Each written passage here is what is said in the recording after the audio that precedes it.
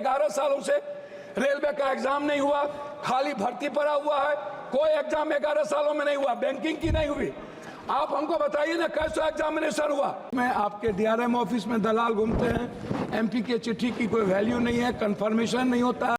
यात्री भाड़ा और माल भाड़ा बढ़ाने के बाद भी आपका रेलवे घाटे में क्यों है? आपने डबल कर दी, ट्रिपल कर दिया। कंफर्मेशन के लिए आपके ऑफिस में, आपके डीआरएम ऑफिस में दलाल घूमते हैं, एमपी के चिट्ठी की कोई वैल्यू नहीं है, कंफर्मेशन नहीं होता है और एमपी का सम्मान आपके रेलवे विभाग में कहीं भी नहीं है।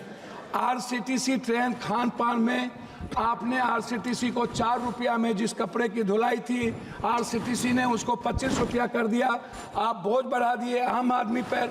आरसीटीसी बड़े रेलवों में खान पान तो दे देती है थोड़ा सा, लेकिन जो गरीब का जहाँ पर लोअर ट्रेन है वहाँ का खान पान बहुत ही गलत है।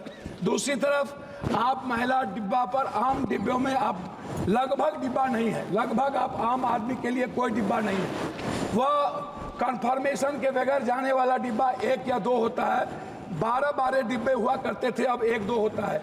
गरीब रथ के तरह या कोई जनरल गाड़ी के तरह कोई गाड़ी आपकी नहीं है। वंदे भारत को आप चलाइए, कोई दिक्कत नहीं है। वंदे भारत को आप सभी जगह से कंफर्मेशन करिए, अच्छी बात है, मैं उसका धन्यवाद देता हूं।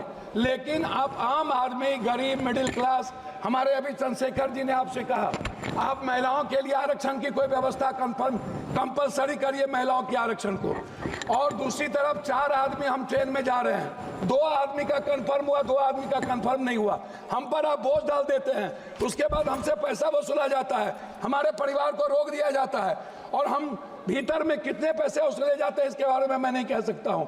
इसीलिए उस परिवार का क्या होगा जिसका 2 कंफर्मेशन होगा, 2 नहीं होगा, इस पर हम कभी सुधार की बात हमने नहीं की। दूसरी चीज, जो एसटी, एससी, ईबीसी और जो छात्र प्रतियोगिता में जाते हैं, एग्जाम देने जाते हैं बाहर, क्या सरकार की कोई दिलचस्पी? एक तो 11 सालों से रेलवे का एग्जाम नहीं हुआ, खाली भर्ती पड़ा हुआ है। कोई एग्जाम 11 सालों में नहीं हुआ, बैंकिंग की नहीं हुई। आप हमको बताइए ना कैसा एग्जामिनेशन हुआ, कितना एग्जामिनेशन आपने ली, कितना एसटी, एससी, ओबीसी? आपने तो आरक्षण को पीछे दरवाजे से बंद कर दिया, एग्जाम बंद करके निजीकरण आपने कर दिया। और आपसे मेरा 2-3 आग्रह है, आप हमको एक बात आप बताइए, आप विकलांग के लिए क्या व्यवस्था आप कर रहे हैं?